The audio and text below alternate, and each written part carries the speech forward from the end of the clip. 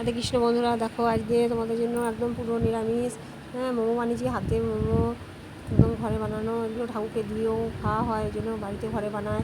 দেখো কীভাবে বানাচ্ছি। প্রথমে তো দেখলা যেগুলো লাগবে সেগুলো নিয়ে নিয়েছি। এবার আমি টমেটো সসটা বানিয়েছি, টমেটো দিয়ে দিয়েছি, ঘষে নিয়েছি। ওতে গোলমরিচের একটু গুঁড়ো, ধনেপাতা, কাঁচা লঙ্কা, একটু লেবু, আবার নুন, একটু মিষ্টি দিয়ে সামান্য জল দিয়ে ফুটি নেবে।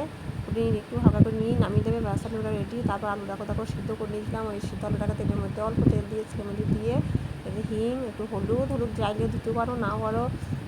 দেখো হলুদ দেওয়ার পর একটু জিরে কাঁচা দিয়ে দিয়েছি গুঁড়ো, আর একটু গরম মশলা এটা দিয়ে, আর লবণ। তার মধ্যে এটাকে ভালো করে একটু ভাজা করে নেবো, দিয়ে একটু ভালো করে আলুটাকে একদম পুরো মিক্সড করে নেবো, সিমিয়ে নেবো।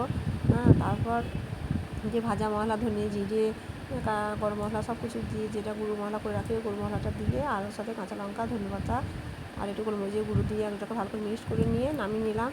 তারপর ওটাকে ঠান্ডা করতে দেবো। আগে তো সসটা পানি নিয়েছি, ওটাকেও ঠান্ডা করতে দিয়েছি। এবার আমি ময়দাটা কীভাবে মেখে নেবো। এই জন্য তোমরা রুল ময়দা নেবে, এমনি নর্মাল ময়দা নেবে না, রুল ময়দাটাই নেবে। রুল ময়দা নেওয়ার পরে দেখো সেই রুল ময়দাটাকে একটু লবণ আর গরম জল, কুসুম গরম জল, খুব গরম জল না, ওইটা দিয়ে মাখিয়ে একটু কিছুক্ষণ রেখে দেবে। এই দেখো একদম পুরো নরম হয়ে গেছে ময়দাটা। ঠিক মাপে করবে, যেন খুব নরমও না হয়ে যায়, না যেন পুরো শক্ত খুব একটা হয়। দেখো মাপটা দেখে তোমরা বুঝতে পারবে।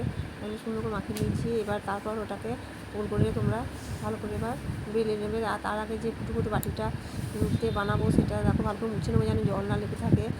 যেহেতু আমি একটু সামান্য তেল দিবে, ওই জন্য বাটিটাতে তেল দেওয়া দরকার নয়। আর বাটিটাতে যে হাঁড়িতে জল দেবে, সেই হাঁড়ির জল যেন একটু খালি থাকে, যাতে বাটিটা ছুটে না যায়, একটু খালি রাখবে। তারপর জলটাকে ভালো করে ফুটে নিয়ে বাটিটা চাপিয়ে দেবে। তারপর দেখো আমি সুন্দর করে ওইটাকে হালকা একটু তেল দিয়ে পাতলা করে বেলে নিয়েছি। যত পাতলা করবে তত তাড়াতাড়ি মোমোটা সেদ্ধ হয়ে যাবে, কোনো জায়গায় শক্ত থাকবে না। এই যেমন শেপের বারবার তোমরা ডিজাইন বানাবে। আমি তাড়াহুড়ো করে যেহেতু বানিয়ে দিই, সেই জন্য মত শেপ করা হয় না। দেখো যেটুকু আমি শেপ দিয়ে জাস্ট ফুল ভরে দিয়েছি। এবার ওটাকে সুন্দর করে সবগুলোকে একসাথে ভরে নিয়ে, এর মধ্যে দেখো দাদা এসে এবার একটু ভরার চেষ্টা করেছে। ফুলগুলো ভরে নিয়ে ওই বাটির মধ্যে দিয়ে দিয়েছি, সাজিয়ে একদম দিয়ে ঢাকা দিয়ে দিয়েছি। তারপর ওটাকে গ্যাসটাকে আমি বাড়ি দিয়েছি। তোমরা কমিয়েও করতে পারো বা বাড়িও করতে পারো, যার যেমন ইচ্ছা।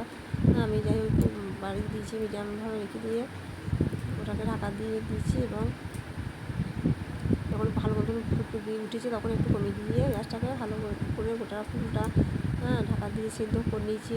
তারপর একবার খুলে দেখবো, দেখছি হ্যাঁ ঠিকঠাক হয়েছে কি না। হয়ে দিয়ে থাকে তাহলে ভালো হবে, না হলে তাহলে একবার ঢাকা দিয়ে দেবো। আর তোমরা দেখবে যে সিদ্ধ হয়ে গেলে পুরো একদম নরম হয়ে যাবে।